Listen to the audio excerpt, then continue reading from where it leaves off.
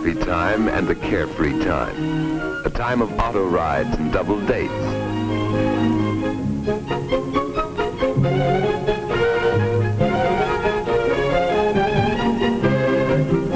It's a time of fun, of pranks and jokes, of ice cream cones and chocolate sodas.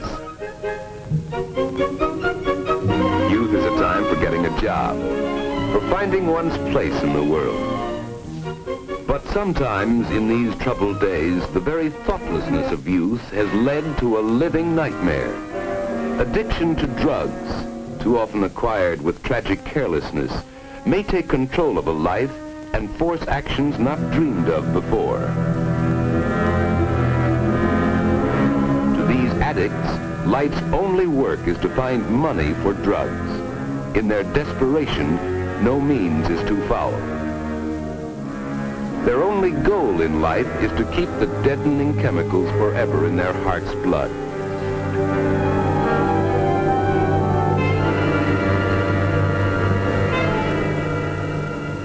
The cause of this living death is a white powder, innocent looking, but deadly. Once this was a poppy growing in Italy or Turkey or some other hot land.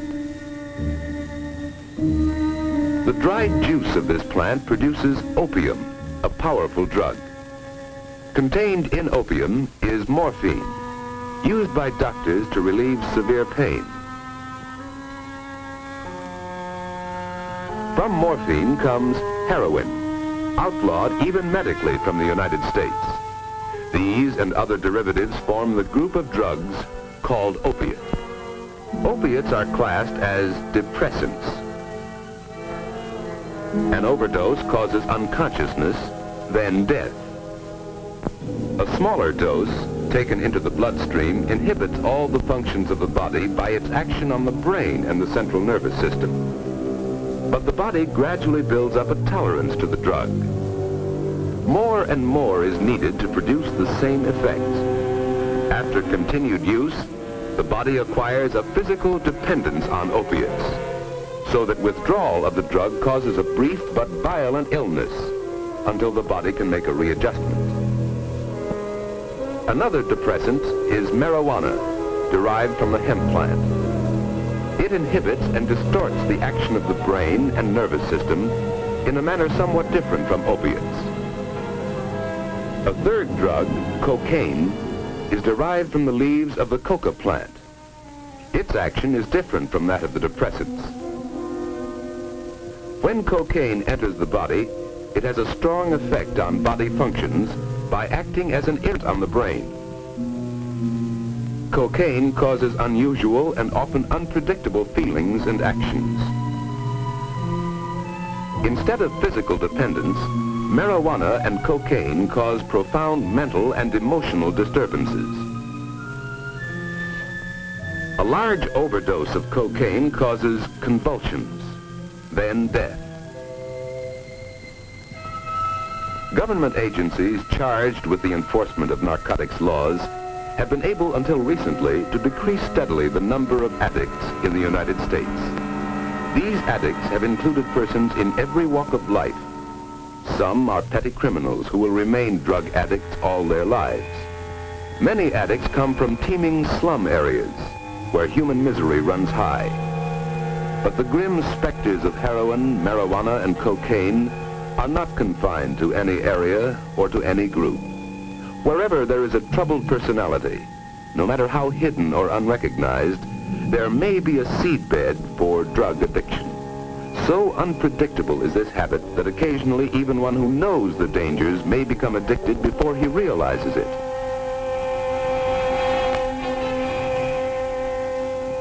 Sometimes the addict may come from a wealthy family, where drugs respect neither riches nor poverty.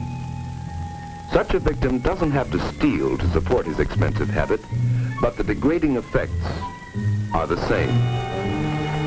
In recent years, there has been a shocking increase in drug addiction among young people, often in their teens, who take up the habit without the slightest understanding of the living nightmare they are so unthinkingly walking into.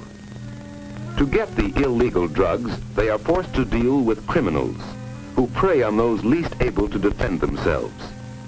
And to find money for their expensive habit, they often turn to crime themselves.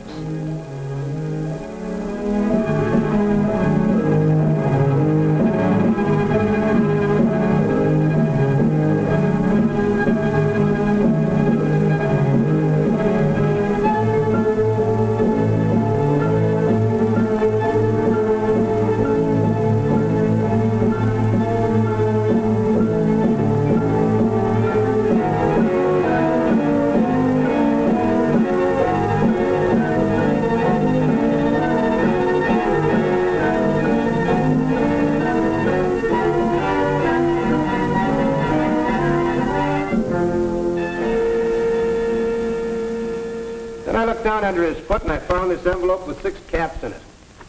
There's a chemical lab report on it. It's heroin. What do you have to say, Malone? Let's see your arms.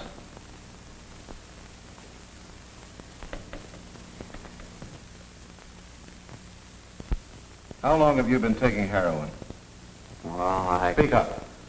About 2 years, I guess. What about before then? Well, I smoked marijuana for a while. How long? 4 or 5 months, I guess. How did you get started on this? Well, I don't know. A friend of mine, well, he started me. Started by a friend. An oft-told story. For drug addiction is contagious. One addict can make 5. 5 can make 25. Marty's story is like many of the others. It started 2 years ago with marijuana cigarettes. Come on, it's my turn next. Gee, Duke, where'd you get him? I know a guy. 3 for $1. Let me try. Gee, I feel awful funny. Me too. I feel kind of sick. Come on, Marty, pass it on. Marty got kind of sick too, but he wouldn't let on. He was determined to be one of the gang if it killed him. And it almost did. Several weeks later, after smoking reefers, Marty's befogged brain hit on a clever way to open pop bottles. Later, Stan went to the hospital for swallowing broken glass. Marty badly cut the inside of his mouth, though he didn't even know it at the time. Duke was the one who got Marty on the habit. It was just a business matter to Duke, though Marty didn't find it out till later. Hey, Marty. Here. Okay, here. What's that? H. H? What's H? That's a lot. It's heroin. Will it make me sick like the reefers did? Go on and try it. I dare you. How much does it cost? This one ain't gonna cost you nothing. It's free. Go on. I dare you. In his ignorance, Marty took that dare, little knowing the eventual horror that lay in the deadly white powder. Those first capsules were free. But when Marty started asking for them, the price came high. $1.50 apiece. That's right, kid. $15. This ought to hold me for a while. I hocked my camera to get this dough. Where's my cut? You don't get one. This kid's hooked. Go out and get some new kids if you want to cut. He's still snorting it. So what? Snorting or mainlining? What's the difference? He's hooked. Hey, look, I gotta have my cut. It's costing me more than ever now that I'm on speedballs. That cocaine comes high. That's your problem, kid. So, you're snorting it, huh? Yeah. Well, don't be a sucker. You're wasting it that way. Use a needle. Is that what you do, Louis? Listen, kid, I ain't on the stuff. Don't ever think I am. Yeah, sure. Like I'm doing it, see? Mainlining it. Don't it hurt? Yeah, sure, some. I guess that vein will give out someday. But the stuff costs too much to waste it. That's right, kid. You ought to go on the needle. Nah, I don't want to punch myself full of holes like that. But he did use the needle, despite his fear of it. At first he shot the drug under his skin, then directly into the vein. As his body gradually built up a tolerance, he needed more and more of the drug. There was no pleasure in it for Marty. It was a bodily demand. He was using 4 or 5 caps a day now, They cost him $7.50, $52.50 a week. It was more than his salary at the store could pay for.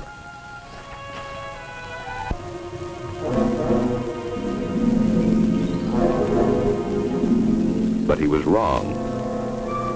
Barston didn't prosecute, but Marty no longer had a job. Drugs were becoming Marty's whole life. He was abnormally sleepy, losing weight, cross, irritable, fearful that the puncture marks on his arms would be discovered. His former friends now let him strictly alone. But with a false sense of loyalty, they didn't report him to the authorities. They would have done him a favor if they had. The only associates left for Marty were other drug addicts like Duke. It didn't matter. Nothing mattered but the ever-present craving for the drugs. He had given up interest in everything else. Marty's family saw all of these symptoms, and others too, but didn't understand them. Often in the morning, his pillow would be wet from perspiration. His mother knew something was wrong. Something. Marty, have you seen the pinking shears I bought last week? Can't seem to find them anywhere. How should I know, Mom? Marty, you don't seem right, son. I'm worried about you. I'm all right, Mom. Just leave me alone. There's something wrong. I'm going to take you down to Dr. Bleeker's this afternoon for a checkup. No. No, I'm all right. Well, you don't act like it, son. I don't know what it could be. Ever since you lost that job at Mr. Barston. I don't know. I'm all right, Mom. I'll snap out of it. I hope so. You've lost weight. You don't have dates. You don't go out with the fellas anymore like you used to. There's something wrong. I know there must be. Well, boys go through all kinds of stages. Dr. Bleeker can tell us if there's anything wrong. I hope it isn't anything serious. Marty! Marty! Marty was hooked, physically dependent on heroin. When he was without white powder too long, his whole body revolted in dreadful protest. Sweat poured from him. He got the shakes. He had cold chills. His nose ran and his eyes ran. He was doubled up by piercing cramps, plagued by sudden attacks of vomiting and of diarrhea. Nothing could stop these attacks but more of the white drug in his veins. All right, kid. Beat it. I don't want you hanging around here. Okay. Give me a chance. Hitting it tough, huh? None of your business. Okay. That's the way you feel about it? I was just trying to help you out, that's all. Yeah. You wouldn't help your mother out of a rat hole. How would you like to make a fast couple of bucks? Doing what? Oh, it's easy. Nothing to it. I could use some new customers. Customers? You mean suckers. I'll give you the same cut I gave Duke. What happened to him? Oh, he's brought in everybody he knows. I gotta branch out. Well, I could use the dough at that. Fine. Start him out on reefers. It's easier that way, and it's cheaper. Yeah, that's the way I started. You got him? Sure. For you, 2 bits apiece. Well, give me 2 for now. That's all the dough I got, right now. So Marty went out to spread his contagion. And Louis, well, it was just business to him. The capsules of heroin, so necessary to Marty, were only so much stock to Louis. That stock had reached him through a series of well-organized underworld transactions. Some months back, smuggled ashore in a box of fresh-caught fish, were a number of small tubes of pure heroin, 1 kilogram in all, a little more than 2 pounds.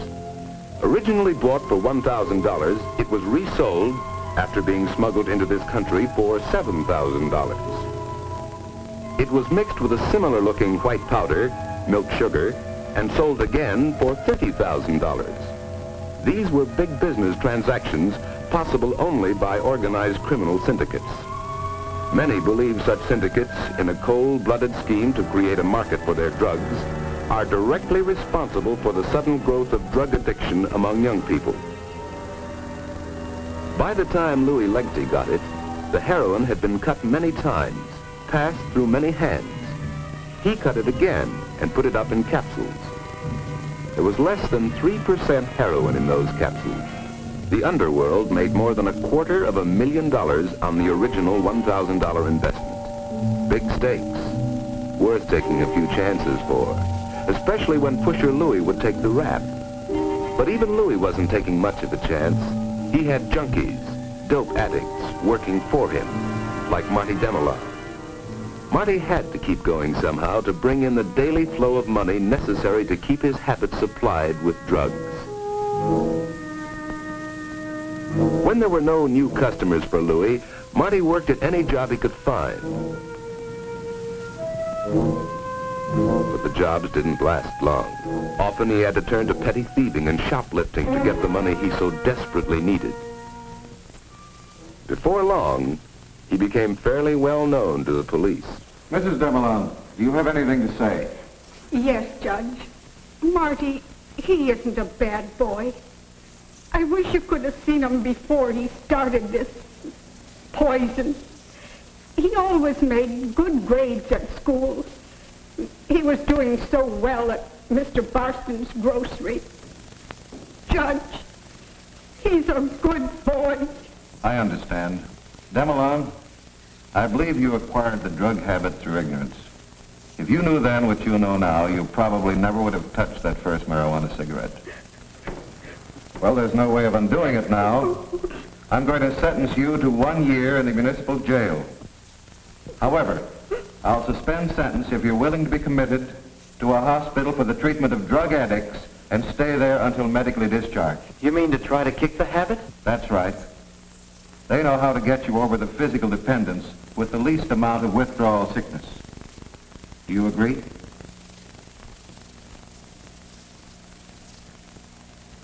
Yes, sir. All right, so ordered. Next case. For those already addicted to drugs, the first step in rehabilitation must be commitment to a hospital where they will be under medical guidance. For the addict willing to be committed or sent by the courts, there are federally operated hospitals. Adequate local hospitals would help to cope with this problem. The treatment itself lasts for months, but withdrawing the drug, the major problem is helping the addict achieve a workable psychological adjustment to life, a life which doesn't include drugs. It's a difficult procedure. No hospital, no doctor can be sure of success in trying to change long-time attitudes. Back in his old haunts, the former addict still finds himself shunned by all but the addicts and peddlers who were his associates before.